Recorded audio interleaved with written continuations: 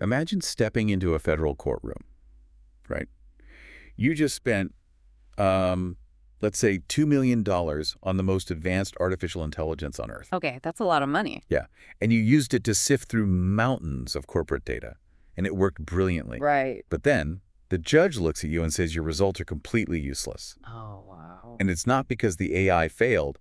It's because you physically cannot show your math to prove that it didn't fail. Yeah, that's basically the ultimate nightmare scenario for any legal or compliance team today, because you have this incredibly sophisticated technology, but, the burden of proof, that hasn't changed at all. And that right there is exactly our mission for today's deep dive. Welcome in, everyone. Today we are looking at why proving that artificial intelligence actually works is often, well, infinitely harder than getting it to work in the first place. It really is. To understand the absolute cutting edge of how the legal industry oversees large language models and generative AI right now, here in 2026, we are unpacking a really fascinating white paper. Yeah, it's by Patrick L. Matthews. Right. And it's titled The Broiler Chicken Protocol. Which, it sounds completely absurd on its face. It totally does. But to wrap our heads around the future of AI validation, we actually have to look back at an 8-year-old antitrust case about the price of supermarket poultry. We really do. So if you are out there listening to this, whether you're managing a legal tech project or maybe you're overseeing an AI rollout at your own company, or, you're just insanely curious about how society keeps these powerful machines honest, this conversation is basically a masterclass. Yeah, it's a masterclass in separating verifiable truth from algorithmic hype. Completely. Because, the conversation around AI, it always focuses on the magic trick, right? The processing power of the prompts. Exactly, the prompt engineering, the sheer scale of the output. But when you get into high-stakes corporate compliance, the output is really just the starting line. The real discipline is this almost adversarial audit of reality. Right, so let's unpack that. Let's start with the specific crisis in the eDiscovery world that made a solution like this necessary. Good place to start. Because when lawyers have to review millions of emails and documents for a lawsuit, they use something called technology-assisted review, or TAR. Right, TAR. And it's not like the courts have been fighting the technology itself. Judge Andrew Peck made it abundantly clear way back in 2012 with the De Silva Moore case. Yeah, and again in 2015 with Rio Tinto. Exactly. He wrote that judicial approval of TAR is black-letter law. Yeah, because the judicial system is actually quite pragmatic. They know human beings cannot physically read 3 million emails in a month. Right. Nobody has the time for that. No. So they fully accept that algorithms are necessary. The breakdown, it happens entirely in the workflow surrounding the algorithm. Right. Matthews points out in his white paper that validation is just constantly treated as an afterthought. You have these legal teams bringing these incredibly complex metrics into court, but with zero context. Or they try to haphazardly reconstruct their records after opposing counsel challenges them. Which never goes well. No. It feels a lot like buying a highly advanced self-driving car. Okay, I like this analogy. Right. So the courts fully accept that the car has the capability to drive itself. Yeah. But if you get into an accident, how do you prove to the insurance company that the car's sensors actually checked that specific intersection before crossing? That's the perfect way to look at it, because the existence of the tech doesn't prove it did its job correctly this specific time. Exactly. And notice that in your self-driving car scenario, the failure isn't actually a software glitch. Wait, really? Well, yeah, the AI did exactly what it was trained to do based on whatever data it had. The failure is a human process error. Oh, I see. The legal team failed to build a defensible paper trail around the machine's decisions. We see this all the time. Missing documentation, presenting statistics without any confidence intervals, or, using the wrong mathematical frameworks entirely. Humans are essentially failing to grade the machine's homework. So if the tech works, but humans just keep messing up the proof, someone obviously had to write a foolproof instruction manual. They desperately needed one, yeah. They needed a gold standard framework, a process so robust that it didn't really matter what specific software was running in the background. Exactly. And that brings us to the unlikely hero of our deep dive today, a massive 2016 class action in the Northern District of Illinois. In Broiler Chicken Antitrust Litigation. So good. It's quite the name. You had dozens of the country's largest poultry producers, and they were accused of coordinating to reduce supply and inflate prices. And the document volumes for this case were just astronomical. Unbelievable amounts of data. So to handle it, Magistrate Judge Jeffrey T. Wait, let me rephrase that. Magistrate Judge Jeffrey T. Gilbert and Special Master Maura Groisman. Who is an absolute legend in the tar research field, by the way. She really is, so they stepped in. And in January 2018, they issued this order on search methodology. And this 2018 order, it remains the most detailed, rigorous validation protocol a federal court has literally ever produced. It fundamentally changed the game. Because it forced transparency at 3 distinct levels. Right. First, you have to disclose your document sources. Yep. Second, you have to disclose your search methods. Right. But the secret sauce, the really important part, is in Section 3 of the order. It's the validation protocol itself. Yeah, there is a single sentence in that section that is just brilliant. It states that the protocol applies whether you use tar or exhaustive human review. Wait, really? So it applies even if you just use humans? Exactly, because notice what's missing there. The algorithm. The protocol does not validate a specific piece of software. It validates a production. Oh, wow. So to future-proof themselves against, like, 2026 generative AI, they basically just ignored the tech entirely. They did. By focusing on the destination instead of the vehicle. This protocol doesn't care if you use an older mathematical model from 2018 or, I don't know, a massive cluster of human reviewers in a basement or the most cutting-edge large language model today. Exactly. It brilliantly bypasses all those endless, exhausting debates over which specific tech is superior. Right, because nobody wants to argue about that in front of a judge. When you are in court or if you're negotiating with regulators, the absolute last thing you want is a debate about neural networks or, the proprietary math behind a specific vendor's software. Yeah, that sounds like a nightmare. You just want to prove that the final pile of documents you're handing over is substantially complete. But here's the million-dollar paradox, right? You just bought an AI specifically so you wouldn't have to read 2 million documents. Right. So if you have to validate that the AI worked, how on earth do you prove it without just sitting down and reading all 2 million documents anyway? Well, you use the engine of the Broiler Chicken Protocol, which is blind stratified sampling. Okay, let's dig into that. How does it work? So this process kicks in when a party reasonably believes they're substantially complete. In the legal world, there's a federal rule of Civil Procedure Rule 26G. Right. And that legally obligates lawyers to make a reasonable inquiry to find relevant information. Okay. Once you think the AI has actually fulfilled that obligation, you have to pull exactly 3,000 documents for a validation sample. And it is strictly partitioned into 3 buckets, right? Yes. Bucket 1, or C1, is 500 documents the system flagged as responsive. Bucket 2, C2, is 500 documents that a human reviewer already looked at and rejected as non-responsive. Right.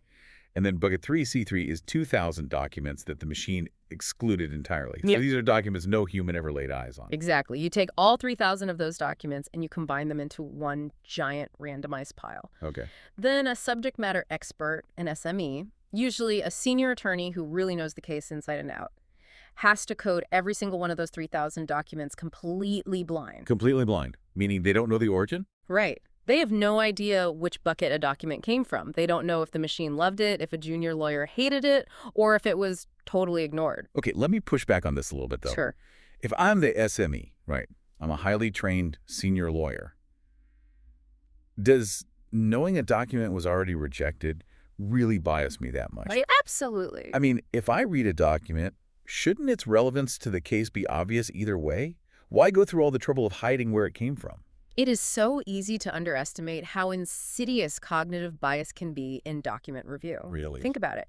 Imagine you're staring down your 400th document of the day. Your eyes are glazing over. Right, I'm exhausted. Exactly. Yeah. And if there's a tag on the screen that says, previously coded non-responsive by your colleague, human psychology heavily leans toward just confirming that prior call. Oh, I see. You will subconsciously look for reasons to agree that it's useless, just so you can click next and move on. Like a blind wine tasting. Yes. Yeah. Perfect example. If you see the $500 price tag on the bottle, your brain just decides the wine tastes amazing before it even hits your tongue. Exactly. So if you see a tag that says rejected by the AI, your brain decides the document is completely irrelevant before you even finish reading the first paragraph. That is the exact mechanism at play. By blinding the sample, you strip away that psychological anchor. Makes sense. The reviewer becomes a genuine independent check on both human and machine decisions alike. Honestly, it is the only way to get clean data. Okay, so the blind SME grades all 3,000 documents, and then we finally get to the math. The math. And before we dive into the numbers, we need to define two crucial terms that the white paper focuses on: recall and illusion. Right. So recall measures how many of the total relevant documents we actually found. Okay. If there are 100 smoking guns hidden in the data set and we found 80 of them, our recall is 80%. Got it. And illusion. Illusion measures the exact opposite. Of the documents we threw in the trash, what percentage of those are actually relevant? Okay. So the paper walks through this hypothetical 2 million document review. And after running the math on the SME's blind coding, it yields an estimated recall of 78.3%. Right. It also calculates an illusion rate of 2.25% in the unreviewed set. Now, the protocol states that a 70 to 80% recall is consistent with an adequate review. Yes. But it expressly states this is not dispositive. Right. The statistics are informative, but they do not end the argument. So if you're listening to this right now and thinking, if I brought home a 75% on a law school exam, I'd be absolutely panicking. Yeah, a 75 is not great. Right. So why is missing 20+% of potentially relevant documents legally considered adequate? Because the law does not demand omniscience. Okay. Finding 100% of relevant documents in a data set of millions is mathematically and practically impossible. Makes sense. But to really understand the why behind the math, we have to look at the concept of richness. Richness. Yeah. Richness is the overall percentage of relevant documents in the entire population. Okay, let's break that down for everyone. If you were looking for, say, 10 relevant documents scattered inside a giant pile of 1 million irrelevant ones, the richness is incredibly low. Extremely low. Right. So finding just 1 or 2 of those documents by accident wildly skews your math compared to finding 500 documents in a pile of 1,000. Exactly. When richness is low, statistical uncertainty grows. You cannot just look at a bare percentage. You have to look at confidence intervals. Right. A 78% recall is an estimate with a margin of error.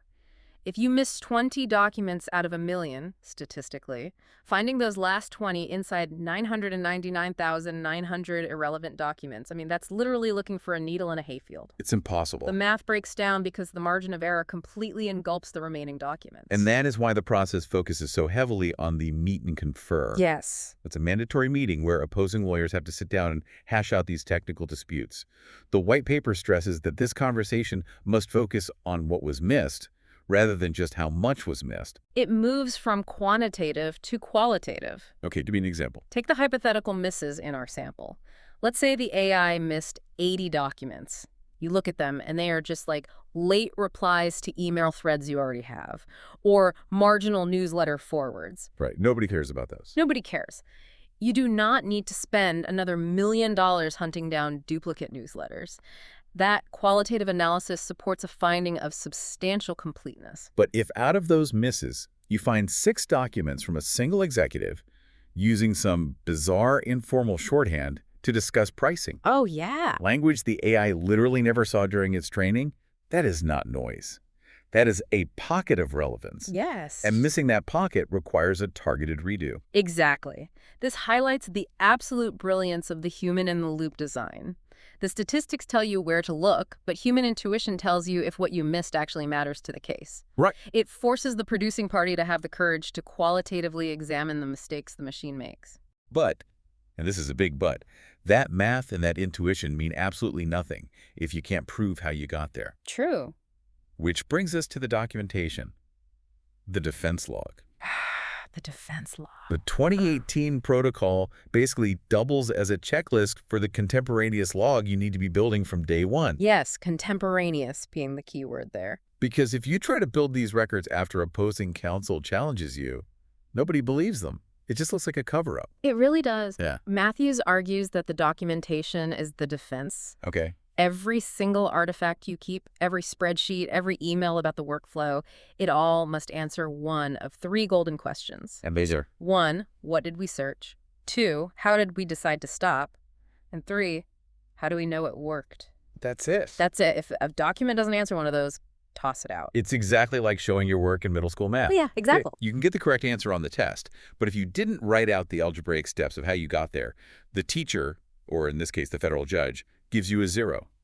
you have to show the steps of your AI's reasoning. And this rigor extends far beyond civil litigation, by the way. Really? Like into regulatory Oh, stuff? absolutely. From a regulatory angle, the DOJ and the FTC antitrust divisions expect this exact methodology upfront. Wow. If you are responding to a regulatory probe, walking into an agency negotiation with a broiler chicken style design shortens the conversation immensely. Because you're speaking their language. Exactly. You hand them your sample sizes, your blindness protections, and your recall methods already mapped out. You aren't improvising a validation story. Okay, so we have established why this 2018 protocol is a masterpiece for older predictive coding and TAR.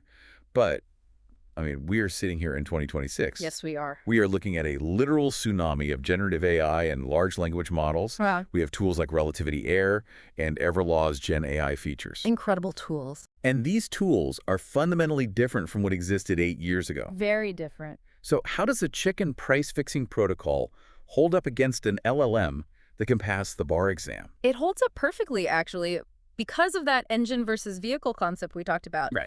Generative AI is just the new engine. The validation workflow, the blind sampling, the statistics, the defense log, that is the vehicle. And the vehicle still drives. Exactly. However, the mechanics of how the new engine runs do require some significantly updated logging. Okay, let's unpack those mechanics. The white paper notes 3 major changes under the hood. Right. First, in older TAR models, you had training rounds where humans literally fed the machine thousands of examples of good and bad documents to teach it what to look for. Yeah, click training. Right. But with GenAI, that click training is replaced by criteria documents. Yes. So criteria documents are essentially the highly engineered prompts and instructions you give the LLM. Okay. You are explicitly telling the AI in natural language what constitutes a relevant document.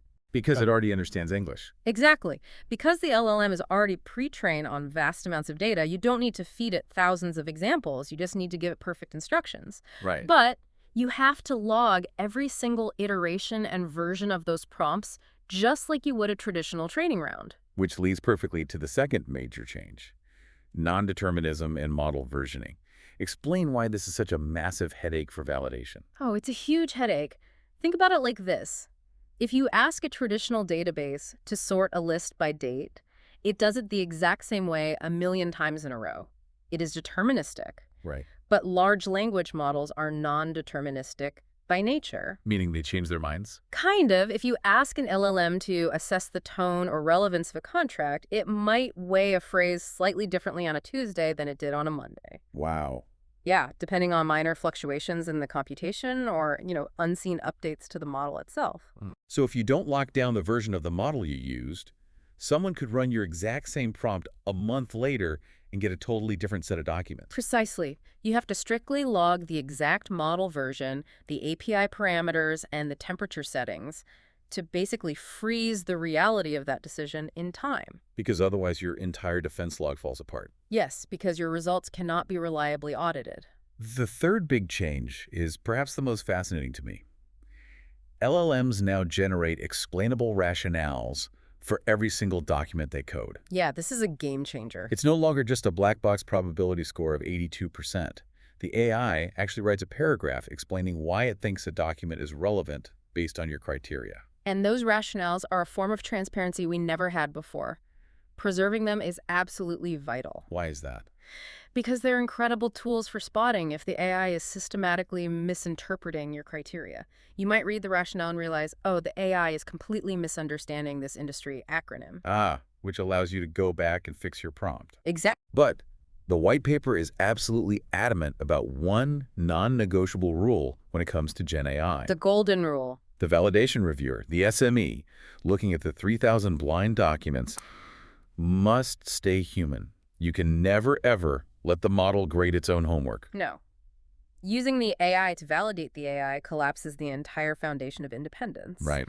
If the same LLM engine that decided a document was irrelevant is then asked to verify if it made a mistake, it will simply confirm its own bias. Makes sense. It destroys the evidentiary weight of the protocol entirely. So if you were out there managing a new tech rollout at your company, maybe you're deploying an internal AI to review vendor contracts or parse through thousands of customer feedback forms, How can you steal this exact concept of validating the output, not the algorithm, to keep your own AI tools in check? Honestly, you just apply the exact same rigor. Really, just copy the protocol? Yes, we spend so much time evaluating vendor claims about how smart their algorithms are. But if you run a broiler chicken style validation on top of whatever Gen AI you buy, You anchor your cutting-edge tech to a framework that federal courts have already blessed. exactly. You randomly sample the output, you review it blindly, and you document the logic of when to stop. You basically stop trusting the software and start proving the results. It is a highly defensive posture that protects the company. It really is a paradigm shift. Hmm. True AI defensibility isn't about the sheer power of the LLM. No. It's not about how many parameters it has or how eloquent its output sounds. It is about transparency, blind human testing, and having the courage to qualitatively examine the mistakes the machine makes. And documenting every single step of that process. Right. The Broiler Chicken Protocol endures because it answers the only question that actually matters when the stakes are high. Can you prove that your process is sound? It is the fundamental difference between believing your AI is infallible and proving your workflow is defensible. Before we wrap up today's deep dive, there is one final provocative thought I want to leave you with, building on everything we just discussed. We established that the golden rule of 2026 is that you can never let a Gen AI model grade its own homework. Right. The validation has to be human. But as these LLMs become more and more advanced at generating highly persuasive natural language rationales for exactly why they excluded a document, Uh-oh. I see where you're going with this. how do we prevent our human subject matter experts from being subconsciously talked out of their own intuition? Oh, man. It's the new cognitive bias we have to worry about. Right. We used to worry about humans being biased by a simple rejected tag. Now we have to worry about humans being persuaded by a beautifully written 3-paragraph legal argument generated by a machine. Exactly. If the AI is charming enough and logical enough in its defense log, are we really validating the output? Or are we just letting the machine convince us it was right all along? Keep questioning the process, keep demanding to see the math, and above all, stay curious. Thanks for joining us on this deep dive.